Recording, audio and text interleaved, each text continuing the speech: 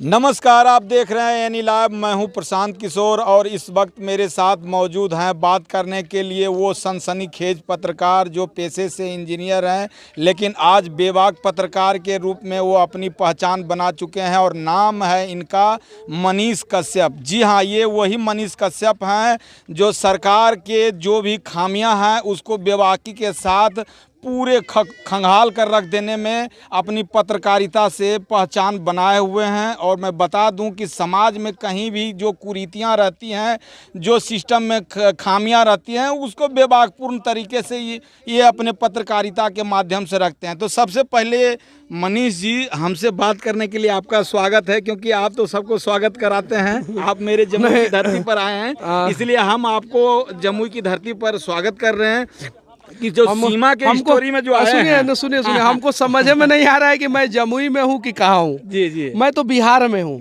ठीक है। हाँ, और बिहार के किसी भी कोने में रहता हूँ, मुझे लगता है कि वो मेरा घर ही है। जी, किसी भी कोने में रहता हूँ, क्योंकि लोग प्यार देते हैं। और देखिए, मैं कभी बॉडीगार्ड लेके नहीं चलता हूँ, बहुत ताकतवर आदमी नहीं हूँ, लेकिन कहीं भी जाता हूँ, कितना भी बड़ा तिस्मार खान क्यों ना हो, अगर वो गलत करता है तो रेल देता हूँ। कैसे रेल देता हूँ? क्योंकि बिहार के लोग मेरे साथ खड़े हो जाते हैं, कहीं भी खड़े हो जाते हैं, तो अच्छा लगता है मुझे।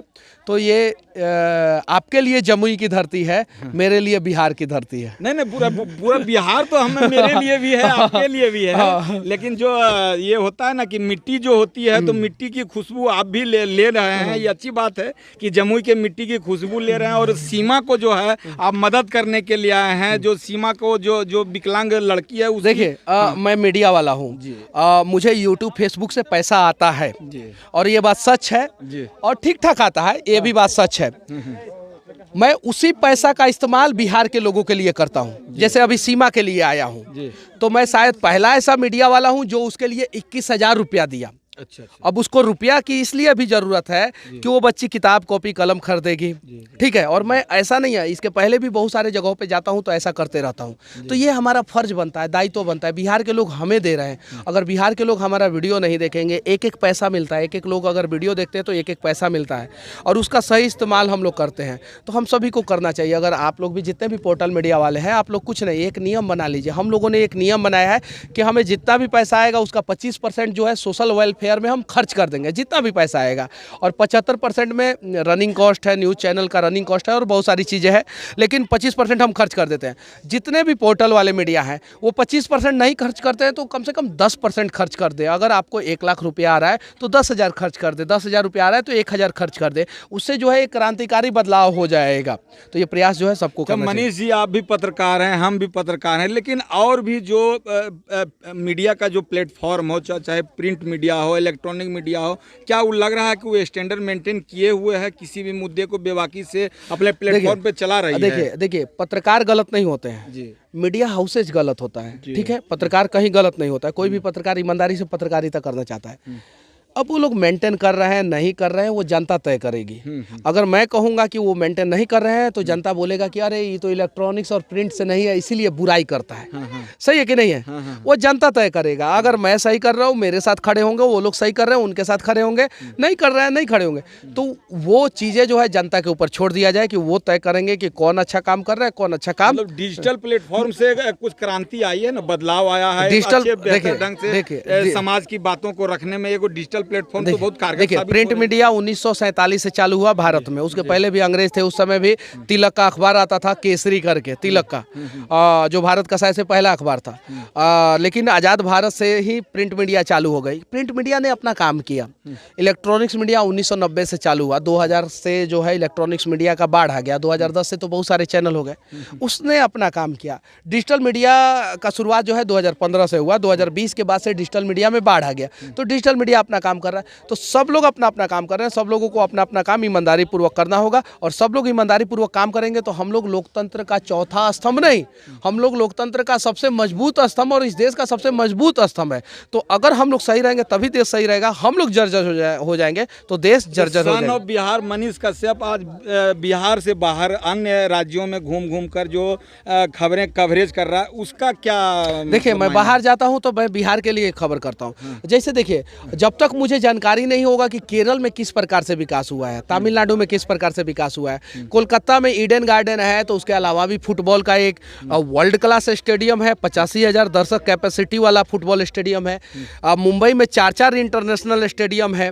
गुजरात में किस प्रकार से विकास हुआ है, दिल्ली में। तो मैं देखूंगा तब तो यहाँ पे आके रिप्रेजेंट करूंगा कि हाँ बिहार के लोगों ऐसे ऐसे करना चाहिए, ऐसे ऐसे करना चाहिए। तो इसलिए बिहार से भी बाहर जाता हूँ, लेकिन बिहार से भी बाहर जाता हूँ तो भी मैं 90% खबर जो है बिहार के लिए ही करता हूँ। जैसे अभी कोलकाता में गया था तो वहाँ पे जितना भी मैंने खबर किया है वो सब बिहार क्रिकेट एसोसिएशन में फैले भ्रष्टाचार के लिए किया है। अच्छा, इस तरह से जो खामियों को उजागर करते हैं तो लगता नहीं कि कहीं की फिर इसका कुछ नकारात्मक प्रभाव पड़ जाए? खुल के बोलिए ना, मीडिया हाउस पर। खुल के बोलिए आप।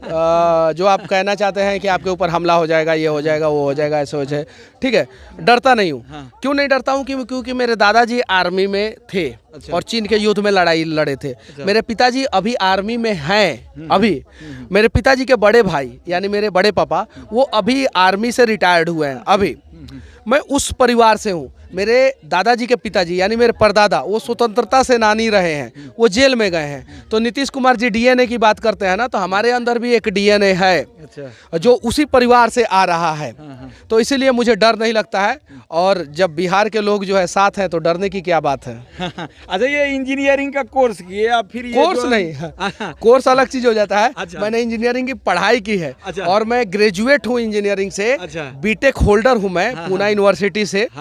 पढ़ाई किया तो वही तो मैंने इंजीनियरिंग की पढ़ाई के बाद ये पत्रकारिता माने वाला का ये सवाल कैसे मोटिवेट हुए जो पत्रकारिता में आए? क्या आपको लगा कि पत्रकारिता? वीडियो बनाता था मैं, वीडियो वायरल होता था लगातार अच्छे सब्जेक्ट्स पे, मुद्दों की जानकारी के साथ वीडियो बनाता था, वायरल होता था। उसके बाद सोचा कि चलो बिहार के विकास के लिए कुछ योगदान दिया जाए। मेरा एक बार लाइसेंस नहीं बन रहा था बेतिया डीटीओ में, अभी भी मैंने लाइसेंस नहीं बनवाया है।